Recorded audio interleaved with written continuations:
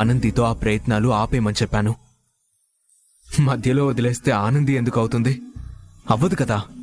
నేను లేచి నడుస్తానన్న నమ్మకాన్ని నేను వదిలేసినా తను వదులుకోలేదు.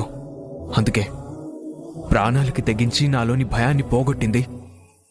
నన్నిలా మీ ముందు నిలబెట్టింది. నేను లేచి నడిచే ప్రయత్నం చేయకపోయేసరికి కావాలనే తన చీరకు నిప్పంటించుకుంది. తనకేదైనా ప్రమాదం జరుగుతుందేమో అని తన్ని కాపాడుకోవడానికి నేను లేచి నడవలేను అన్న విషయాన్ని కూడా మర్చిపోయి తన దగ్గరికి పరిగెత్తుకుంటూ వెళ్ళా. సమయానికి సీను నీళ్లు పోశాడు కాబట్టి తనకి ఏ ప్రమాదం జరగలేదు. ఇప్పటికైనా మీకు అర్థమైందా? ఇచ్చిన మాట నిలబెట్టుకోవడం కోసం ఆనంది తన ప్రాణాల్ని కూడా లెక్క చేయదు. నీ ధైర్యానికి, సాహసానికి చేతులెత్తి నమస్కరిస్తున్నాను. వద్దండి. ఓ భార్యగా భర్త కోసం ఏం చెయ్యాలో అది నేను చేశాను.